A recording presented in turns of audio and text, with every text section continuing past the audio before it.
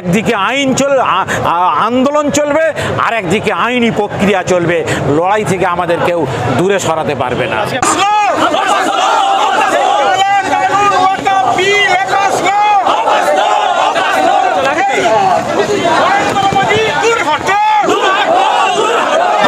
আমাদের যতক্ষণ জীবন থাকবে, যতক্ষণ আমাদের জীবন থাকবে, আমরা ওয়াকফ বিলের বিরুদ্ধে আন্দোলন করব। মুসলমান ইমানদার কোনোদিন মৃত্যুর ভয় করে না।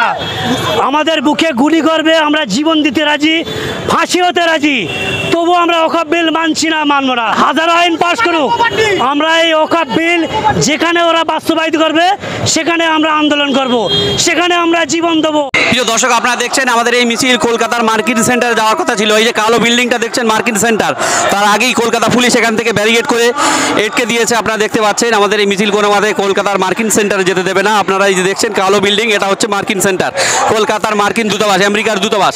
সেই আমেরিকার দূতাবাস আমাদের ডেপুটেশন ছিল, ঘেরাও করার কথা ছিল, কিন্তু আজকে এখানে কলকাতার পুলিশ ব্যারিকেড করে ঘিরে দিয়েছে যাতে করে কোনো মতে এদিকে না যেতে দেয়। আমাদের মিছিলে আসছে, এসে গিয়েছে মুখের কাছে। আপনারা দেখছেন কিভাবে এটকে দেওয়া হচ্ছে কলকাতা দিচ্ছে। আমরা একদম সামনাসামনি মুখোমুখি এসে গিয়েছি। আপনারা দেখছেন এই মুখোমুখি ব্যারিকেড করে আছে পুলিশ, ব্যাপক পুলিশ দিয়ে ব্যারিকেড। এধারে আমাদের মুসলিম সমাজ মিছিল নিয়ে চলে এসেছে কলকাতা টিপু সুলতান মসজিদের কাছ থেকে। আপনারা দেখতে পাচ্ছেন কলকাতা পুলিশ গিয়ে কামরুজ্জামান সাহেবের সাথে কথা বলছে, এবং যাতে করে না যাওয়া যায় আমেরিকান সেন্টারে, তার জন্য এখানে রুকিয়ে দিয়েছে। আপনারা দেখতে পাচ্ছেন এই পর্যন্ত এসে আটকে দিয়েছে। কোনো মতে ওয়াকফ বিল কার্যকারী না হয় তার প্রতিবাদে আজকে কলকাতার মহা মিছিলের ডাক দিয়েছিল কামরুজ্জামান সহ বিভিন্ন সংগঠনের মুসলিমরা।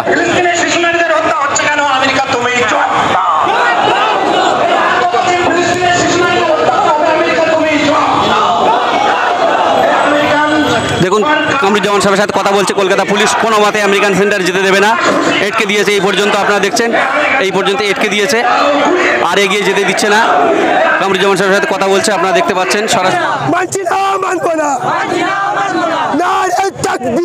ওয়াকফ বিল জ্বালিয়ে দাও, পুড়িয়ে দাও, ওয়াকফ বিল জ্বালিয়ে দাও, পুড়িয়ে দাও। আপনারা দেখছেন গতকালই ওয়াকফ বিল পাশ হয়েছে রাত 12টার পরে লোকসভাতে।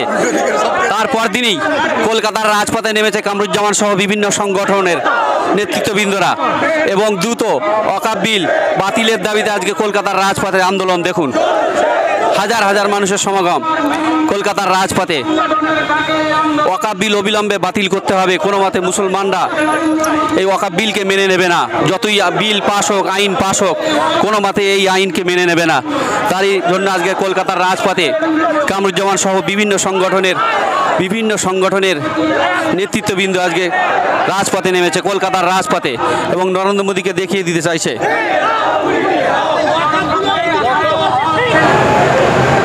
ওয়াকফ বিল পাশ হয়েছে মসজিদ, মাদ্রাসা, কবরস্থান দখল করার জন্যে সংখ্যাগরিষ্ঠতা দিয়ে দুর্বল সংখ্যালঘুদের বিরুদ্ধে আইন পাশ করেছে।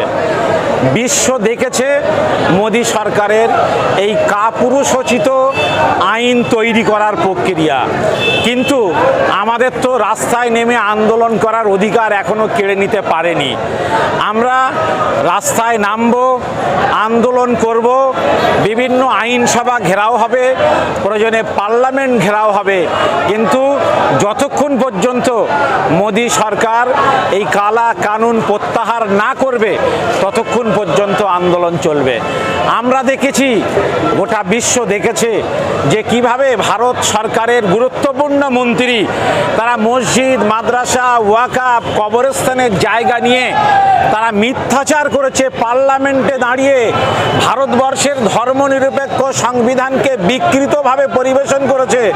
ভারতবর্ষের সেকুলার যে কাঠামো তাকে অবমাননা করেছে। সংখ্যালঘুদের যে অধিকার, সেই সেই অধিকারকে অবমাননা করেছে।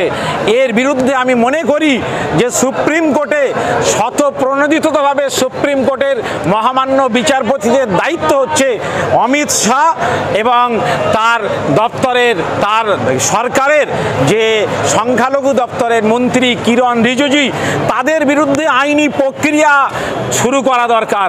কেননা সংখ্যালঘুদের সংবিধান যে ধর্মনিরপেক্ষতার সুযোগ দিয়ে সংবিধান যে প্রোটেকশন দিয়েছে সেই প্রোটেকশন অবজ্ঞা করার দায়িত্ব, সেই প্রোটেকশন অবজ্ঞা করার ক্ষমতা কিন্তু পার্লামেন্টেরিয়ান যারা সাংসদ তাদের নেই।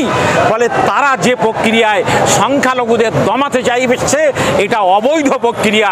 এইভাবে ভোটাভুটি করে মুসলমানদের ধর্মীয় স্বাধীনতাকে কেড়ে নেওয়া যায় না। তারা চাইছে যে গোটা দেশে বুলডোজার রাজত্ব কায়েম করতে। আপনারা জানেন আজকের মানবিকতার জয়, পৃথিবী জুড়ে যেখানে ভালোবাসা আছে তাদের জয়, যেখানে সৌভ্রাতৃত্ব আছে তাদের জয়, যেখানে শিখ পাঞ্জাবিরা সৌভ্রাতৃত্ব দেখিয়েছে, আসামের বিরোধী সাংসদরা সৌভ্রাতৃত্ব দেখিয়েছে, কর্ণাটকের বিরোধী সাংসদরা সৌভ্রাতৃত্ব দেখিয়েছে, কেরলের সাংসদরা সৌভ্রাতৃত্ব দেখিয়েছে। সেখানে অর্ধশিক্ষিত এবং অশিক্ষিত তৃণমূলের সাংসদরা তারা পার্লামেন্টে দাঁড়িয়ে সংবিধানকে বিকৃত করেছে, সাংবিধানিক মুসলমানদের অধিকারকে বুড়ো আঙুল দেখিয়েছে। এর বিরুদ্ধে আমরা প্রয়োজনে সুপ্রিম কোর্টে যাব। একদিকে আন্দোলন চলবে আর একদিকে আইনি প্রক্রিয়া চলবে। লড়াই থেকে আমাদের কেউ দূরে সরাতে পারবে না। পুলিশের নিয়ম মতো পুলিশ আমেরিকান সেন্টারের অদূরে আটকেছে। আমাদের পূর্ব ঘোষণা ছিল যে আমরা আমেরিকান সেন্টারে যাব, কিন্তু যেহেতু আমাদের লড়াইটা কলকাতা পুলিশের বিরুদ্ধে নয়, এটা হচ্ছে আমেরিকা পুলিশ এবং ইসরায়েলের পুলিশের বিরুদ্ধে, তাই আমরা কলকাতা পুলিশের সঙ্গে সংঘাতে যাইনি, বরং তারা যে সহযোগিতা করেছে তার জন্য আমরা ওদেরকে ধন্যবাদ জানিয়েছি। এতদিন ধরে তো দেখা গেছিল যে বিভিন্ন এরা মুসলমানরা মাথায় টুপি দিয়ে ঈদের নামাজে গেছে, কে ইফতার পার্টিতে গেছে, অথচ কাল আসলে যে ভোটাভুটি হয়ে 288 ভোটে বিজেপির যে অল্প সংসদ সেটা পাস। আসলে বিজেপি সরকার প্রত্যেকটা কর্মসূচিতে তারা চূড়ান্তভাবে ব্যর্থ। যুবকদের চাকরি দেওয়ার, বেকারদের চাকরি দেওয়াতে মোদী সরকার ব্যর্থ। প্রত্যেকটা মানুষের পকেটে 15 লক্ষ করে টাকা দেওয়ার যে প্রতিশ্রুতি সেটা ব্যর্থ। কালো টাকা বিদেশ থেকে ফিরিয়ে আনতে মোদী সরকার ব্যর্থ। নীরব মোদীদের বিদেশ থেকে ফিরিয়ে আনতে নরেন্দ্র মোদী ব্যর্থ। তারা সফল একটা ক্ষেত্রে, কেবলমাত্র সাম্প্রদায়িকতার বিভাজন তৈরি করে দিল্লির মসনদ দখল করতে। এটা শুধু মুসলমানরা ক্ষতিগ্রস্ত হবে না, দেশ পিছিয়ে গেলে দেশের হিন্দু, মুসলমান, শিখ, ইসাই সবাই ক্ষতিগ্রস্ত হবে। সবাই অর্থনৈতিকভাবে দেশ পঙ্গু হবে, সব ধর্মের মানুষ ক্ষতিগ্রস্ত হবে। আমরা যারা দেশ স্বাধীন করেছিলাম, আমাদের পূর্বপুরুষ যারা এই দেশকে স্বাধীন করেছিল, তাই আজকে তারা চাইছে যে এই দেশ সঠিকভাবে এগিয়ে নিয়ে যাওয়ার জন্যে মোদীদের মতো অপদার্থ, সাম্প্রদায়িক, নাফরাত সৃষ্টিকারী, ঘৃণার পরিবেশ তৈরিকারী এদেরকে অবিলম্বে নির্বাসনে পাঠানো হোক। অল ইন্ডিয়া মুসলিম পার্সোনাল ল বোর্ডের ভূমিকা কি আছে? অল ইন্ডিয়া মুসলিম পার্সোনাল ল বোর্ড একটা ইন্টেলেকচুয়ালদের অর্গানাইজেশন, বিভিন্ন মুসলিম সংগঠনকে নিয়ে যৌথ আন্দোলন করে থাকে। এক্ষেত্রেও যৌথ আন্দোলনের পরিকল্পনা হচ্ছে। অল ইন্ডিয়া মুসলিম পার্সোনাল ল বোর্ড ইতিমধ্যে ঘোষণা দিয়েছেন বিভিন্ন রাজ্যে আন্দোলনে নামার জন্যে, তাই আজকের আমরা আন্দোলনে নেমেছি। কিন্তু বিনা প্রস্তুতিতে আজকের আন্দোলনে নেমেছি। আগামী দিনের আন্দোলনগুলো হবে প্রস্তুতি নিয়েই। ফিলিস্তিনের মজলুম মানুষের পক্ষে কলকাতার মানুষ আছে, ভারতবর্ষের সাধারণ মানুষ আছে, এটা জানিয়ে দেওয়ার জন্য আজকের আমরা মিছিলে তাদের পক্ষে আওয়াজ।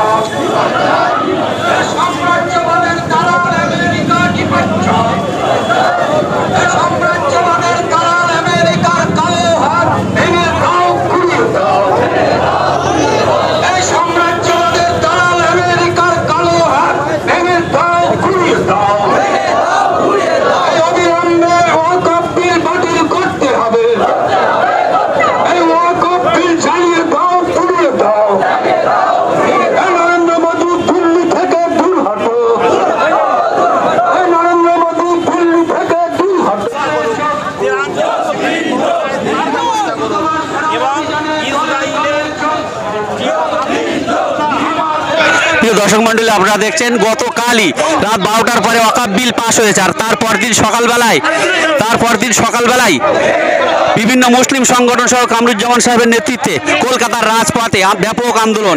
আপনারা দেখতে পাচ্ছেন ব্যাপক আন্দোলন। ওয়াকফ বিল কোনো মতে মানবে না ভারতবর্ষের মানুষ, ওয়াকফ বিলকে অবিলম্বে বাতিল করতে হবে, কোনো মতে আইনে রূপান্তরিত করতে দেবে না।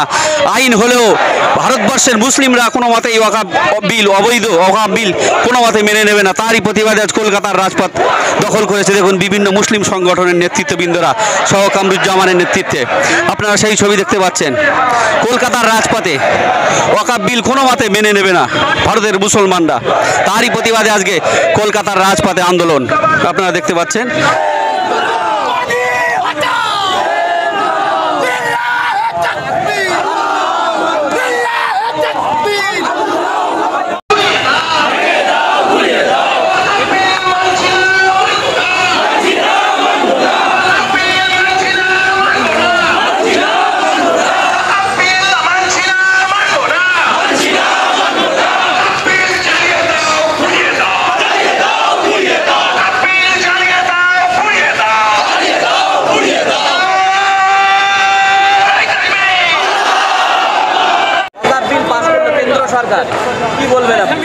এটা অত্যন্ত দুর্ভাগ্যজনক যে গভীর রাতে ভারতীয় সংসদে এদেশের সংখ্যালঘুদের বিরুদ্ধে একটি আইন প্রণয়নের চেষ্টা হলো।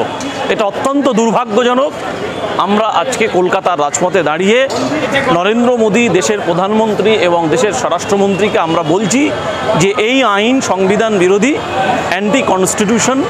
তাই আমরা এই যে বিল আপনারা নিয়ে আসার চেষ্টা করেছেন, এই বিলকে আমরা রিজেক্ট করছি, এই বিলকে আমরা প্রত্যাখ্যান করছি।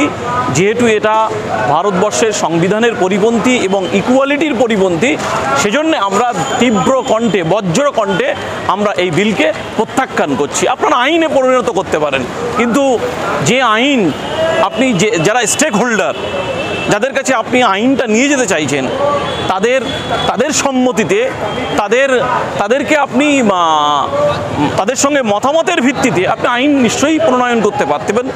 যদি তাদের এন্ডোমেন্টেনের বিষয়ে, তাদের কল্যাণের বিষয়ে যদি আপনাদের এতই চিন্তা, তাহলে এই সমস্ত স্টেক হোল্ডাররা যে পরামর্শ জেপিসিকে দিয়েছিল, সেই জেপিসির কমিটিতে সেই পরামর্শ অনুযায়ী, সেই সুপারিশ অনুযায়ী সেই অ্যামেন্ডমেন্টগুলো মেনে নিয়ে আপনারা নতুন করে আইন আনতে পারতেন। কিন্তু এই অবৈধভাবে জবরদখল করে যে আইন আপনারা চাপাতে চাইছেন, ভারতবর্ষের সংখ্যালঘু মুসলমানরা আপনাদের এই আইনকে আমরা প্রত্যাখ্যান করছি। এটাই সরকার গতকাল রাতে গভীর রাতে আইন এনেছে, বিল পাস করেছে, আপনারা কি এখনো পর্যন্ত ঘুমিয়ে থাকবেন? কেন্দ্র সরকার কাপুরুষ, কিন্তু ভারতবর্ষের মুসলমানরা তো আর কাপুরুষ নয়।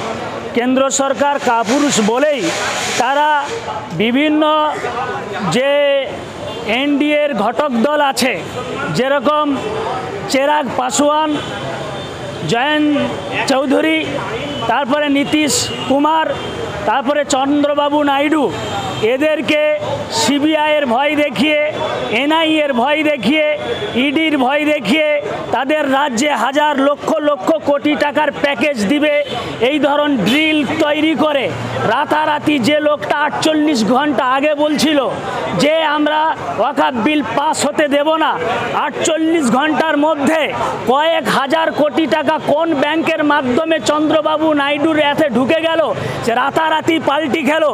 এবং সে তাদের দ্বারাই এই চন্দ্রবাবু নাইডু এবং নীতিশ কুমার, এই দুই বৈশাখী, এই নাইডু, এই নীতিশ আর নাইডু, এই ভারতবর্ষের দুই গান্ডু, এই দুই গান্ডু ভারতবর্ষের মুসলমানদের মসজিদ, মাদ্রাসা, খানকা, দরগা, কবরস্থান, ঈদগাহ ছিনিয়ে নেবার বড় ভূমিকা পালন করেছে। ভারতবর্ষের মুসলমান এই দুই গান্ডুকে কোনোদিন মাফ করবে না।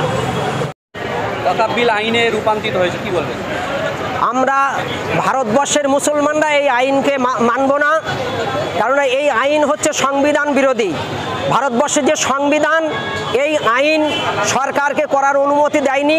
সরকার জোরপূর্বক ভারতবর্ষের 40 কোটি মুসলমানের মানে উপেক্ষা করে, এদের কোনো কথা শুনছে না, এদের কথাকে উপেক্ষা করে সরকার নিজের ক্ষমতাকে প্রয়োগ করে অন্যায়ভাবে সংবিধানকে মানে বুড়ো আঙুল দেখিয়ে সংবিধানকে উপেক্ষা করে এই আইন করছে। আমরা এই ভারতবর্ষের 40 কোটি মুসলমান আমরা এই আইনকে মানব না। আমাদের শরীরে এক ফোঁটা রক্ত থাকা পর্যন্ত আমরা এই আন্দোলন চালিয়ে যাব। যতদিন না পর্যন্ত এই আইন বাতিল না হবে ততদিন পর্যন্ত সারা ভারতবর্ষ জুড়ে আমরা এই আন্দোলন চালিয়ে যাব ইনশাআল্লাহ। সংখ্যালঘু বলতে শুধু মুসলিমরা নয়, অন্যান্য সংখ্যালঘু সম্প্রদায়দের যে সম্পত্তি আছে সেটাও আগামী দিনে এই সরকার হস্তক্ষেপ করবে। শুধু সংখ্যালঘু নয়, দলিত শ্রেণীদের যে সমস্ত অধিকার আছে সেখানেও আগামী দিনে এরা হস্তক্ষেপ করবে। তাই এরকম একটা সিদ্ধান্তকে আমরা সারা বাংলা সংখ্যালঘু যুব ফেডারেশন থেকে ধিক্কার জানাচ্ছি এবং তীব্র প্রতিবাদ করছি। এই ধরনের একটা বিলকে আগামী দিনে সংসদে তো বিলটা পাস হয়েছে, কিন্তু আগামী দিন সংখ্যালঘু সম্প্রদায়ের মুসলিম সংখ্যালঘু সম্প্রদায় এবং অন্যান্য সম্প্রদায়ের মানুষ, দলিত শ্রেণীদেরকে আমরা আহ্বান করছি, আপনারা সবাই আসুন, আমরা আরও সমগ্রভাবে একত্রিত হয়ে এই বিলের তীব্র নিন্দা করি এবং প্রতিবাদ জানাই। কোনো মতেই এই বিলকে কার্যকারী আমরা করতে দেব না। আমি তো আশা করছি এবং তাদেরকে আহ্বান করছি তারা যেন আসে। কেন এটা মনে রাখবেন, আগামীতে কিন্তু আপনাদের সম্পত্তিতেও আপনাদের যে অধিকার সেখানেও কিন্তু এরা হাত দেবে। এদের চিন্তাধারাটাই ব্রাহ্মণ্যবাদী চিন্তাধারা। যে 15% দেশকে শাসন করছে, এই 15%ই দেশকে শাসন করার চিন্তাভাবনা নিয়েই ধীরে ধীরে একটা গোষ্ঠীকে একটা সম্প্রদায়ের মানে সম্পত্তিতে এরা হাত দিতে চাইছে। তাই সর্বস্তরের মানুষকে আমি আহ্বান করছি, আপনারা এই আন্দোলন এবং এই কর্মসূচিকে সমর্থন করে এগিয়ে আসুন। কোনো মতেই এই সাম্প্রদায়িক এবং ধর্মবিরোধী একটা সরকার, মানুষের মধ্যে লেলিয়ে দেওয়া সরকার, দ্বন্দ্ব লাগিয়ে দেওয়া সরকার, দাঙ্গা লাগিয়ে দেওয়া সরকারকে কোনো মতেই সুযোগ দেওয়া যাবে না। বিল যে পাস হয়েছে এটা তো সত্যি তো খুব দুর্ভাগ্যজনক এবং দুঃখজনক ঘটনা। এবার এই বিল যখন বাস্তবায়ন হবেই আমরা কিন্তু তীব্র আন্দোলন যদি করি, যেমন ইতিপূর্বে আমরা জমি চাষি ভাইদের যে আন্দোলন দেখেছি সেই রকম আন্দোলন যদি করি, আশা করি আবার সরকারকে কিন্তু ব্যাকফুটে যেতে বাধ্য হবে, বিল ফেরত নেবে। এটা আমার দৃঢ় বিশ্বাস, যদি সবাই একসাথে আবার মাঠে নামা যায়। তাই আমি বিশেষ করে আবার সংখ্যালঘু সম্প্রদায়ের সমস্ত সংগঠন, সমস্ত মানুষকে বলছি, আপনারা এখন আবার মাঠে নামার জন্য প্রস্তুত থাকুন। কে ডাকছে কে হাঁকছে এ কথাই যাবেন না, ইস্যু দেখবেন, আপনারা মাঠে নামবেন। দেখুন, এটা সরাসরিভাবে ওয়াকফ বিলটা মুসলমানদের সাথে সম্পর্ক। এই ওয়াকফ বিল সরাসরিভাবে মুসলমানদের এবং ওয়াকফ সম্পত্তির উপরে দাঁড়িয়ে আছে মুসলমানদের বিভিন্ন রকমের সম্পত্তি, যেমন মাদ্রাসা, মসজিদ, ঈদগাহ, এই সমস্ত বিষয়। প্রথমত এই বিল একটা অসাংবিধানিক, যদিও এটা কোনো রকমভাবে পাস করে সেটা উভয়ের মুসলমানদের যে সমস্ত এমপি তারা রয়েছে তাদের একটা সিদ্ধান্তের ব্যাপার রয়েছে। যদি তাদের সিদ্ধান্ত না করে গভীর রাতে এরকম একটা বিলকে পাস করা, এটাও একটা অসাংবিধানিক বলে মনে করি। এই বিল কোনো রকমভাবে আমরা সমর্থন করতে পারিনি এবং মুসলমানদের উচিত, বিশেষ করে মুসলিম পার্সোনাল ল বোর্ড, এটা মুসলমানদের হৃৎপিণ্ড বলে আমি মনে করি। এই সমস্ত সংগঠনের পাশে মানুষকে থাকা দরকার। মানুষ এই সমস্ত সংগঠনের পাশে যদি থাকে তাহলে এদের আন্দোলন, এদের যারা নেতৃত্ব দেবে তাদের আওয়াজটা আরও তীব্র হবে।